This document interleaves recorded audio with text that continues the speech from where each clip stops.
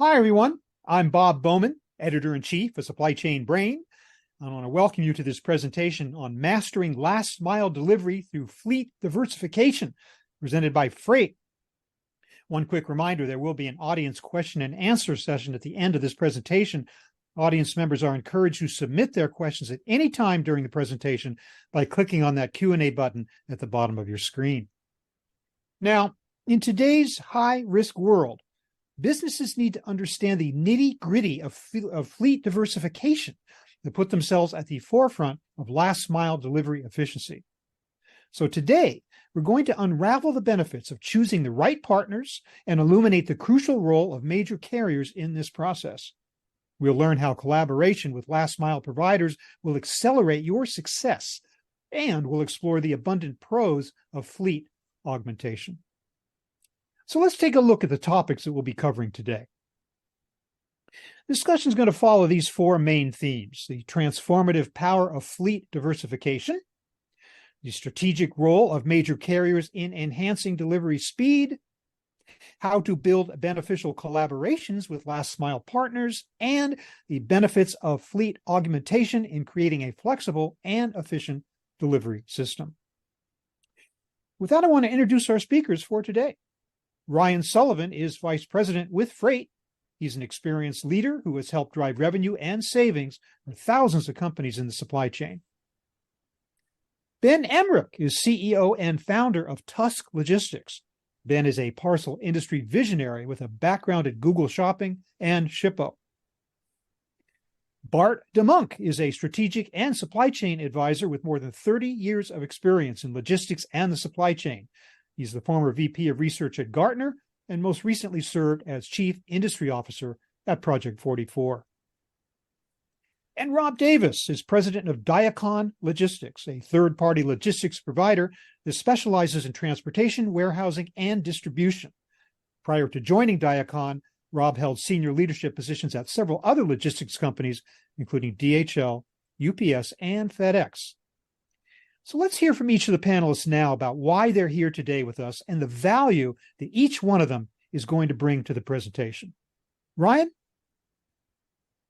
Thanks, Bob. Happy to be here. I'm Ryan Sullivan. I lead sales at FRAYT. I've been a startup founder and sales leader in 3 supply chain tech startups over the last decade and an advisor at the company warehouse. So, I'm very bullish on the fact that the way we transport products in the modern world is going to change. Avid final mile user, and when my home delivery food bills outweighed how much money I was making, I decided to join the FRAYT team and leverage my supply chain tech sales skills to help pay them off. Happy to be here today. All right, Rob Davis, President and CEO of Diacon Logistics, also recently nominated as the President of the National Home Delivery Association, which is particularly focused on big and bulky final mile deliveries within the U.S. and Puerto Rico. So we have quite a few members there. We just finished our annual forum, and it's been a pleasure. And during my tenure working with Diacon, I've been with the company since 2013.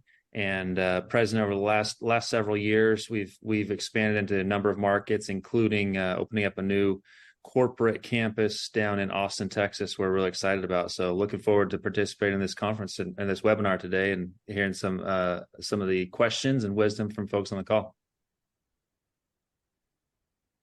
Well, welcome everyone. This is Bart De Muynck. My background, I've been on the operations as well as on the shipper side in last mile, as well as research last mile extensively during my time at Gartner. I will say, and we'll discuss that during this webinar, is that last mile has become so complex. And my role is not to just advise companies in this space, service providers and technology providers, but also provide education to really show how companies should think about last mile and what they can do to minimize risk and really improve the efficiency of their organization. Hello, everybody. My name is Ben Emmrich. I'm the co-founder and CEO of Tusk Logistics. Tusk is a new type of shipping network that's underpinned by top-tier regional carriers nationwide. So we help shippers lower their costs with reliable service, and we provide proactive support and real-time visibility on every parcel. So looking forward to joining the team here to talk about all things last mile delivery, whether it's small parcel, whether it's big and bulky. I'm really excited to have this conversation today. Well, as you can see, audience, we have a great panel of seasoned experts to guide us through this topic today of mastering last mile delivery through fleet diversification. So let's move into the panel discussion where I get to query these guys about their views on this very important topic.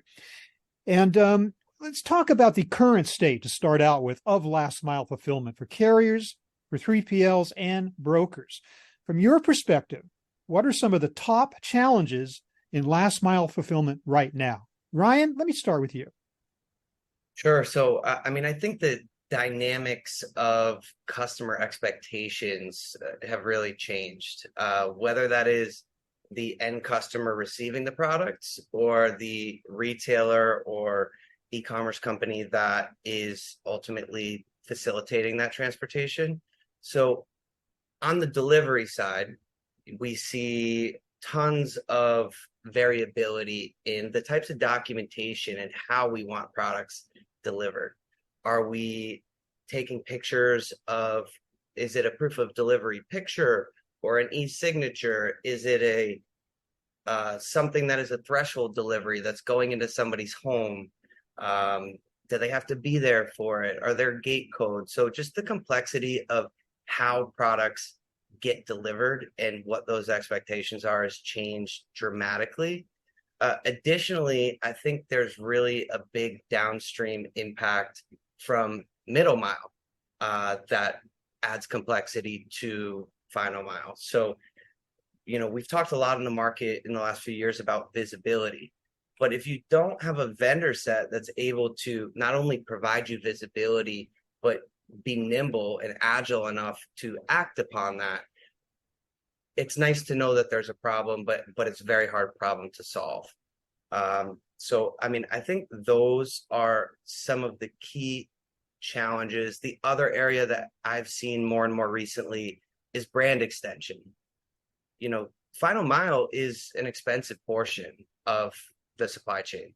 So with that level of investment, the companies that are investing in these final mile deliveries need to have a customer experience that is similar to when you used to go to the grocery store and the clerk smiled at you and gave you an experience that you were happy about. I think that's what many companies are struggling to replicate, is a delivery experience that wows the customer and gives them that same brand extension and feeling as though the vendor is a representative of their company. Thanks, Ryan. Interesting that the incredibly complex supply chains we see today, from raw materials through manufacturing, distribution, logistics, the entire thing all laid out, it can all break down in the last mile if it's not done properly. So this is a very crucial issue that we're talking about today. Now, these trends do create a very dynamic environment for logistics professionals. What are some of the signs that a company should consider when connecting with last mile partners to address these challenges? Let me ask Ben first on that one. Yeah, it's a great question, Bob. I would say the thing that an operation should look at first is their cost, to be blunt. And they will have a strong sense for just looking at the numbers where their spend is going. And after they look at the actual cost, they should look at the nature of their volume. And what I mean by the nature of their volume is they should be mapping cost to parcel characteristics. And so one thing that we help a lot of our shippers with is small optimizations they can do in the short term to reduce costs on shipments. For example, any parcel over a certain pound break gets rated at the next pound break up. So if you have a 3.1 pound parcel, is there something small you could do to make sure that parcel is below 3 pounds so that it doesn't get rated as a 4-pound parcel? Those are the small kind of low-hanging fruit that we help our shippers to optimize for. And then what we do is we go into the building, we look at their tech, and then we help them to activate with Tusk in a way that adds no incremental load to their operations team and gives them access to our network of regionals so that they can save money on every parcel. Rob, what do you think are some of these considerations that companies should think about as they're partnering with last mile providers? Yeah. So one thing, and I kind of take a specific look at it, particularly with big and bulky. So we just partnered with Armstrong Associates to do a study and looked at what is the size of that market, and it's estimated to grow from $12 billion to $16 billion by 2025. So if you look at the growth of where that's going, and then look at your specific needs as well, what I like to try to say and think about is matching up and have somebody that's equally yoked with what your needs are, right? If you have a $10 million spend, you probably don't want to put that with a company that's $15 million, right? If you go with a $6 billion company, equally, you're probably not going to get maybe as much attention as you want to. You got to kind of think about what that looks like. But there's going to be so many different needs for solutions. I think there's such a focus for a period of time of get it to me now, get it to me now, get it to me now. I'm personally in the camp that I don't think time is the top priority. I think solutions and capabilities to get it done right, it is far exceeds anything on the time perspective. So you have to kind of allocate and look at who are the partners that are able to get it to you in that fashion, and then so many different solutions and mechanisms to be able to really build a network that's going to be suitable for your specific needs. Yeah, and it has been said that more important than time is predictability and visibility on the part of the receiver. They want to know when their delivery is coming, where it is at any given point, much more than they care about whether it shows up in an hour or 2 hours or a day, right? Yep, exactly. And then and the one thing, other thing I would add to that is consideration of if you're going into the house, who are you sending into the house? This is very different from the shopping experience of going into the store, where the trends have just been compounded, right, of people shopping online, and so many times now we're the only representatives that these people are going to see from that brand. So what does that brand experience look like? What do they see pulling up to their house? Who are the people that are going into their house? Are they background checked? Are they qualified? What kind of soft skills do they have? What kind of observation skills do they have to be able to be aware of other customer needs? Well, I think we've established that the last mile space has become incredibly complex. I'm wondering what are some of the options, though, that are in the market out there for final mile delivery today, some of the pros, some of the cons of each. Bart, let me start with you. Yeah, thank you for that question, Bob. And just to put that a little bit into perspective, right? We talked about complexity, but you got to remember, some people still think that last mile only affects the consumer, right? And the fact that it was only retailers. I spent 10 years with PepsiCo, and I will tell you back then, our last mile was just bringing some Fritos and Pepsis to a 7-Eleven. Now, every company is a retailer. Every company you can buy from directly. So that's become a lot bigger problem. The other part is that, we have all these different ways to fulfill orders. 10 years ago, you would order something, either you go buy it in the store or they ship it to you by UPS or FedEx. Now we've got everything being shipped from small to large to heavy to refrigerator. And then we keep coming up with these new things, right? We heard about BOPIS and BOPAC, and we're doing lockers. And now we even hear about drones doing deliveries. And if that isn't enough complexity, Bob, then we're hearing about risk around strikes, right? Just recently with UPS that luckily could avoid that. But we continue to see increasing rates and declining service levels. We're also seeing shortage in warehouse labor that all can affect that last mile. And this really creates this urgency to focus on last mile and to continuously come up with new ways, not just of fulfilling it, but then also to help companies to deal with that as they focus on the cost of the delivery and then how they can impact the customer experience. And that really has provided these different options, these different capabilities, both on the technology side, where we see new last mile, what I would call more solution providers from a pure optimization perspective. But then you see also very important, these new ways like FRAYT to bring new services to the market. And so companies understand that in order for them to have that flexibility, that have that, you mentioned visibility and variability, I would say velocity, and being able to react to all these new ways and all these challenges, they need to have a much more varied way of serving the customer. And that's where these platforms play such a big role. As we see the risk and the complexity increase, you want to make sure you don't put all your eggs in a basket. You have diversification. That's what these platforms provide, is new ways of doing things. So are there downsides of it? I would say there isn't necessarily one platform that can do it all. Like I said, there's so many different flavors of last mile, but we're seeing a lot of new ways to do things in a way that's very much in line with what the current needs are. Well, speaking of those current needs, Bart, why do you think we've just been told that there's going to be a 30% increase in this market in just 2 years? Huge explosion. What are the factors that are causing that?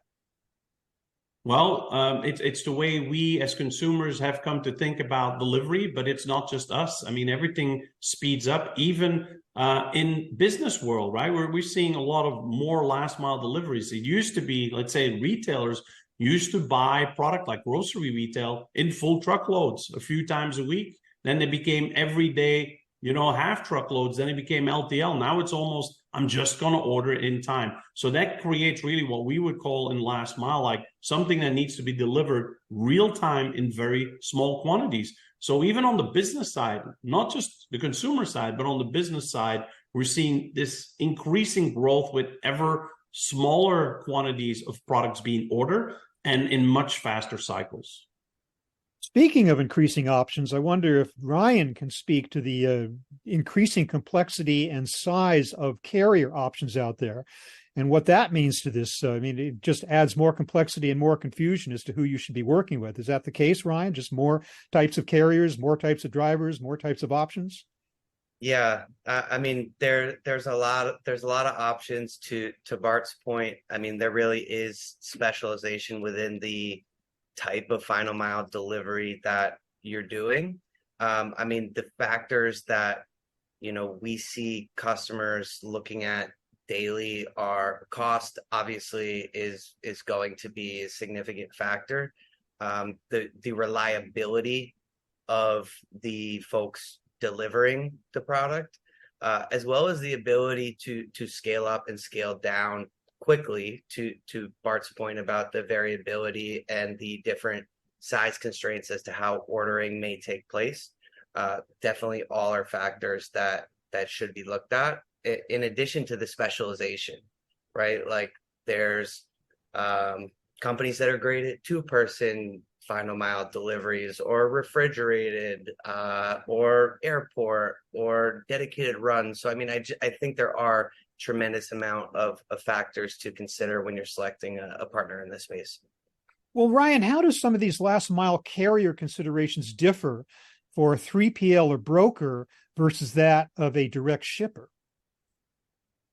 That's a great question. I mean, on the direct side, I really think it comes down to that cost, reliability, ability to scale, but also to my earlier point, the brand representation of the folks that are actually interacting with a shipper's customers at the delivery point.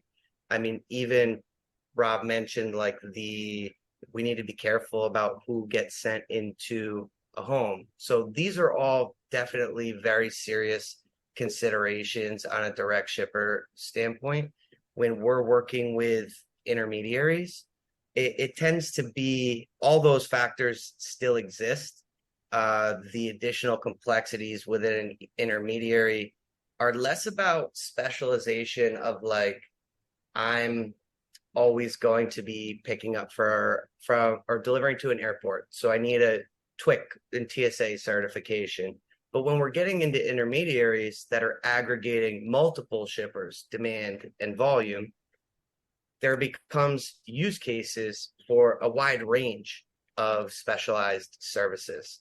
And, that is one of the key differences we see sort of in the intermediary market, The other side that becomes increasingly important is just the ability to integrate. I'm still surprised at the number of folks that elect not to integrate in the short term, but making sure that you're choosing a provider that is capable of mapping their solution to your business versus rewriting your business to onboard a vendor are kind of the key differences I see between those two areas. But measurement is so important, hard numbers and figuring out, whether your carriers are living up to their agreements and their standards. I mean, what kind of key metrics should shippers be using to monitor performance standards across their carrier network?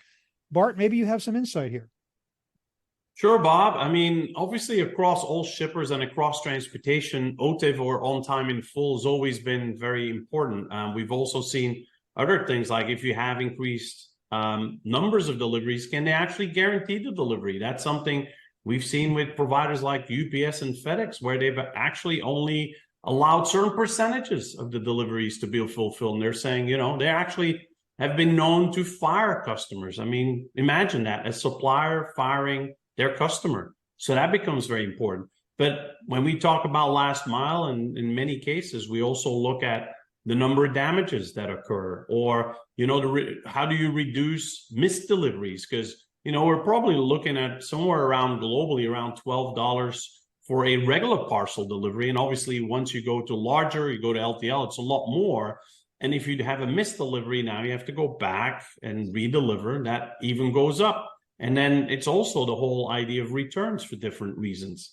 And then if you're a retailer, then you're probably looking at two things that keep all these retailers up in sweat at night, which is net promoter scores and customer satisfaction score. Because in many cases, when it comes to last mile, the whole customer experience is that fulfillment. It is logistics. And so if you don't have a happy customer, that can really negatively impact your revenue. Now, the other side, if you have very happy customers, it can drive, and it will drive, your revenue and obviously the how well your company does.